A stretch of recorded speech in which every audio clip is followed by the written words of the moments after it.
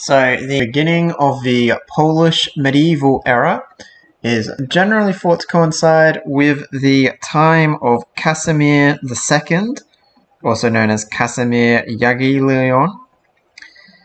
So Casimir II, so basically, we had the classical republic stage and we had the citizens of Radom revolting. Thus, the republic was reduced to simply the city of Krakow. Over time, the Wiek Polish group of nobles eventually just elected the same family. However, over time, this system sort of broke down. A lot of the Polish nobles acting in their own interests. So by the time of Casimir II, it was, I wouldn't say anarchy, but there was a lot of factionalism at the Polish court. So the Poles are in this sort of environment of just disunity in general, sent an expedition against the people of Radom, the Alemanni. And this battle was rather disastrous, mostly because the different parts of the army, because there were so many different nobles, and all of them wanted to command their own troops, this resulted in disunity of military leadership, and a great many nobles were killed during the battle for Radom,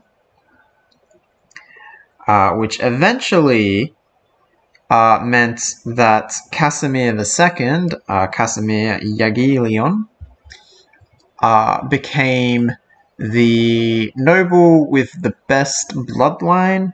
So he was elected into the position of king.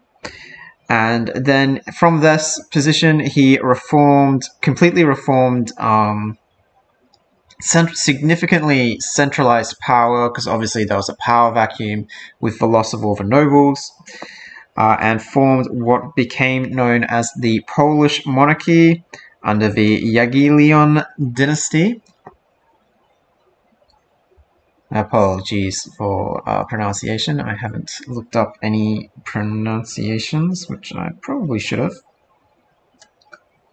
But yeah, that is essentially the story of how the Polish monarchy was founded. It was founded as a result of a disaster against the Alemanni city of Radom.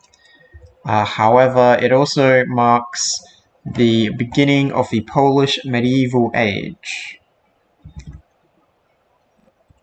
Also, the world era has come to an end on this turn, so we're going to do another short overview of how the game is going, and the short version is the game is going really, really badly. So before the Colosseum was built, Kol Ober actually looked like it might flip. I'm assuming because of the Kree and this massive city down here. So we were probably 3 turns away from keeping Radom, but it flipped via loyalty. So that will be a problem for the rest of the game. We can build all the old dedication malices, punishments are now erased. So we can build civilian units, we can now build we can now get religious units as well, which is important because Russia founded a religion and they've got 21 cities right now. The Kree have Confucianism as well. The only way that we're getting back into this game is with religion. And it's not great. It's not great. Didn't end up getting catapults very early. Basically tried to sidetrack to get the Sukianants online. Also had to pick up sailing to get enough error score for a heroic age, and that was actually the difference between being heroic or normal. But as you can see here, only Germany's in a dark age. That is not nearly as good a situation as I had hoped.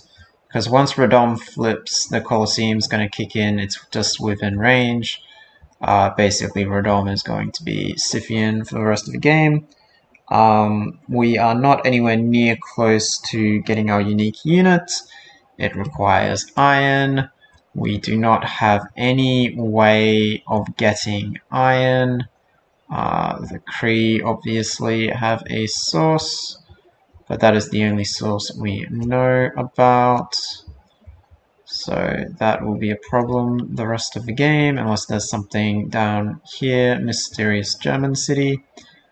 Germany's in a dark age? Yeah, so Germany's in a dark age, so absolute best case scenario is whatever city is here flips to us, but I seriously doubt it.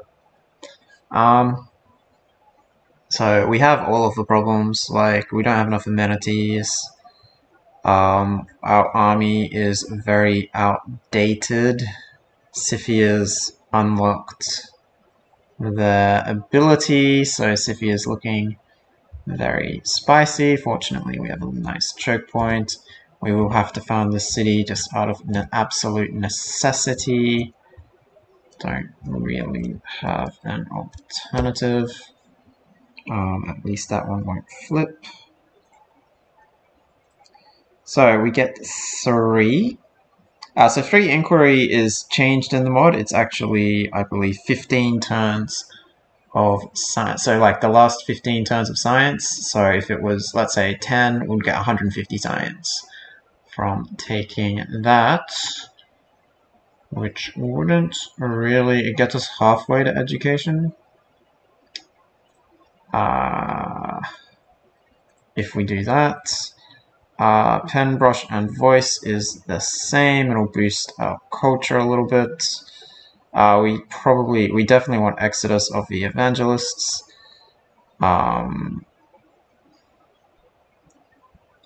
Everything else is very dependent.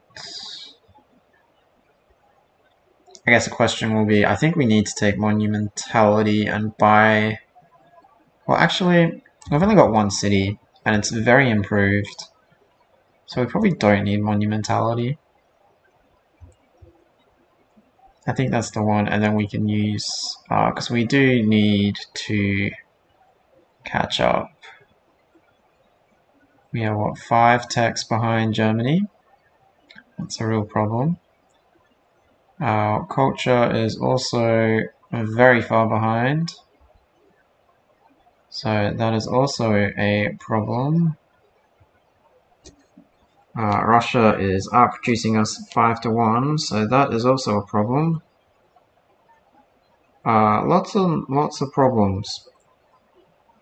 We're not doing good on any front at all. I did have Magnus. I did chop out a few things, including regrettably the encampment. I was going to put a holy site in, but yeah, Radom revolted. So that ended all of those plans. I think we gotta find out what these are. We're not gonna get a harbor anytime soon. This is really interesting because basically, like, it leads to education, and education's a leaf tech. So these techs here are, I think, 20% off. It appears we desperately need whatever's here because that leads to 3 different things. Whereas harbor's only going to lead to 1 of them. That would include castles. There's not really a tech that stands out. But we're going to get Rab Engineering first. Over here, so Yeah, no iron makes this really hard. We also have to kill a unit with quadrireme, which is also really hard. Basically, I'm going civil service to unlock alliances. Hopefully, we can get some good ones. But it's this is probably a game that we're gonna lose.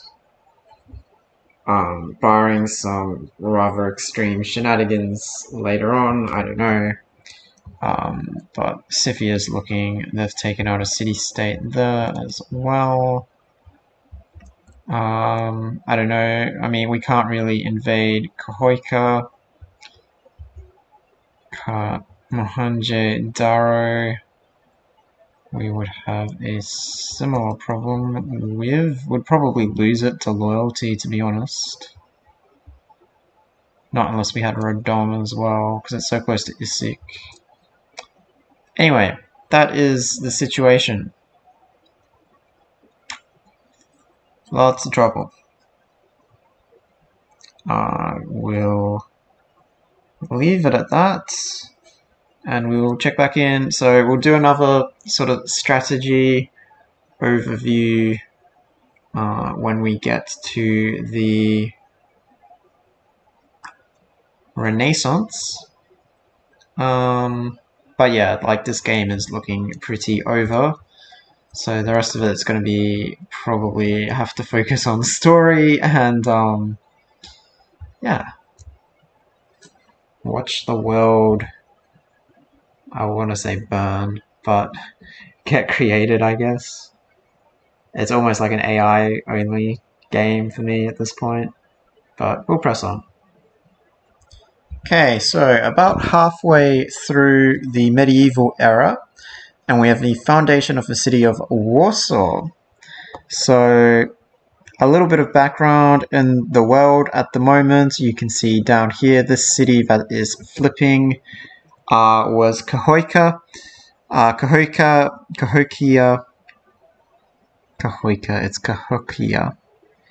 Cahokia was originally a city-state conquered by the Germans, rebelled against the Germans, and now currently in the process of declaring for the Cree Empire. But lots and lots of political unrest there, causing some migrants. Also, we've still got the city of Radom being dominated now by the Scythians, causing the Polish population there to also wish to migrate. I'm not actually sure which city that is, but they've also got some issues.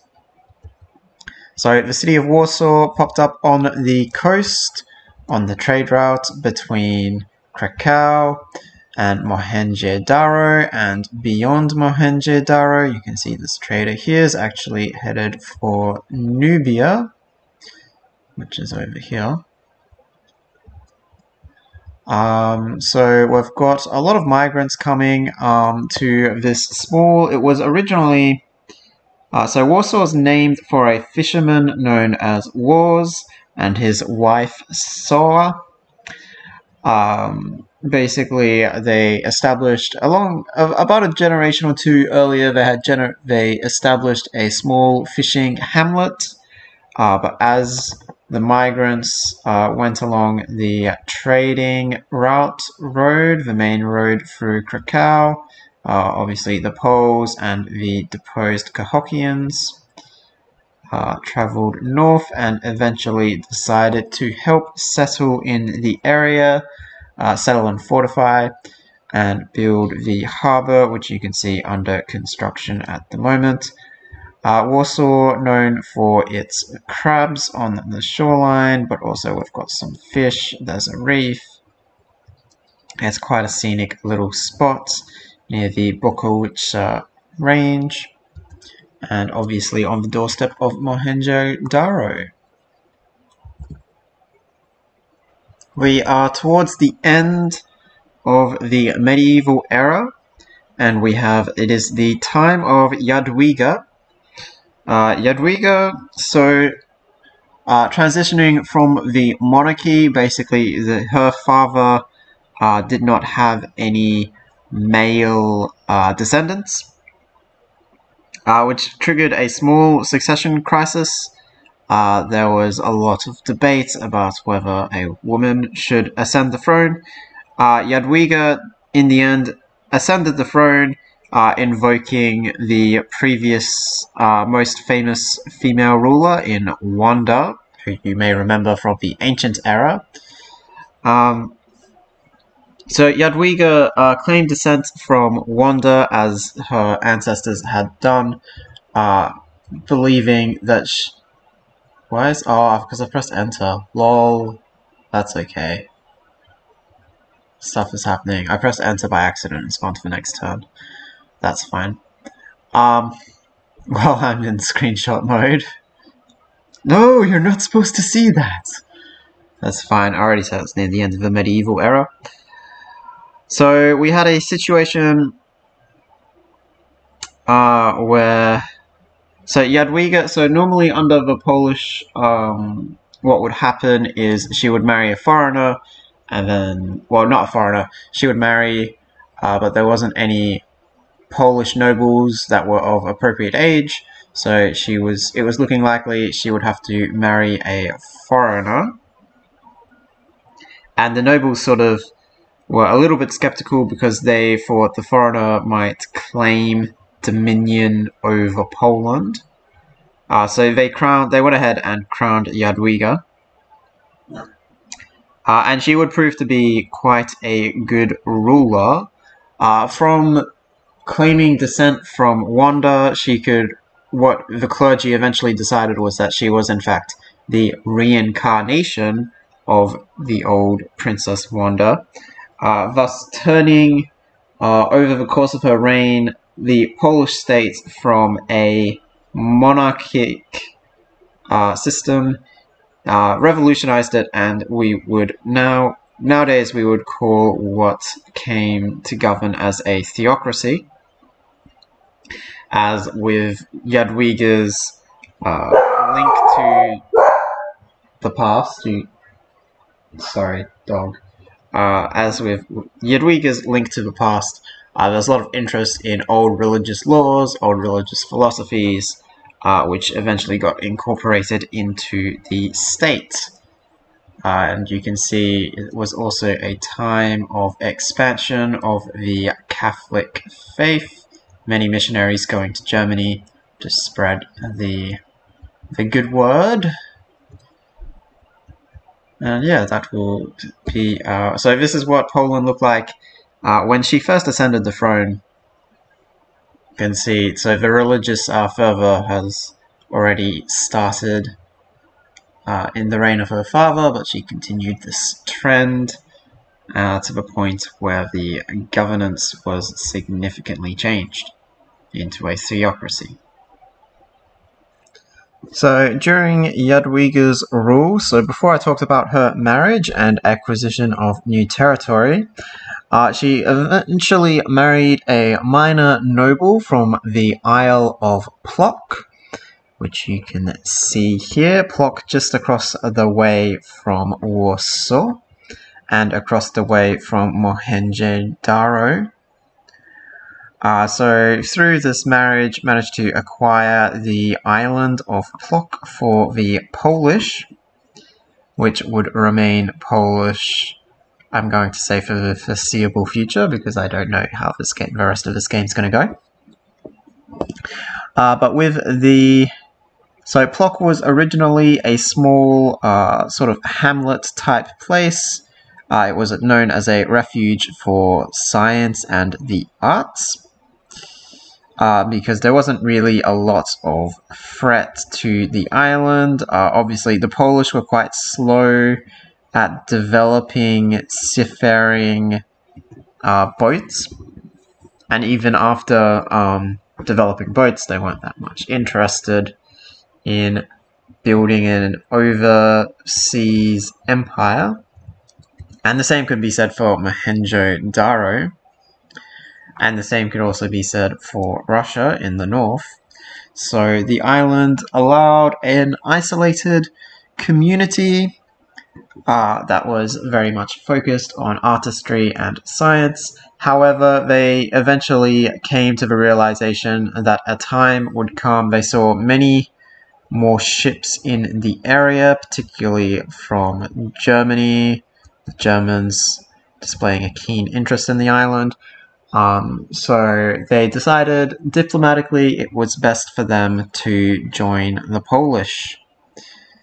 And so they did so with a royal marriage between Jadwiga and the leader of the Plox, I'm going to say Jagilian. So right at the end of Jadwiga's reign, we have the Adelaide emergency, which the Polish were a part of.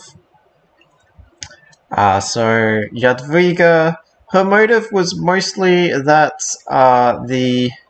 she felt like Nubia was sufficiently strong that something had to be done. Obviously, the Nubian aggression against Australia, seen with Newcastle and Adelaide, Adelaide being sieged down and conquered on the last just 1 year beforehand, and the trigger for this emergency against Nubia.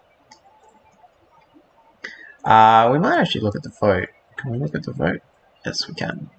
So you can see that this emergency was mostly driven by the Russians and a little bit by the Scythians, who are obviously two allies of the Polish. So Scythia with a largely outdated army compared to the cavalry we're going to be up against. But the Russians were mostly looking for an excuse to declare war on Lisbon, I think, because all their units are over here, and no one's on the border. But we can see Nubia basically probably only has like these 2 units. So the Polish, from their perspective, it wasn't a lot of risk, and the main thing that they're looking to get out of this war is pillaging, to be perfectly honest. Anyway, that is the story of how the Polish got involved in the Adelaide emergency of Adelaide. And so we have reached the end of Jadwiga's reign, which is also considered the end of the medieval era in Polish history, and world history for that matter, and the beginning of the Renaissance. The end of her reign is marked by some diplomatic overtures to the city-states of Kandy and Buenos Aires.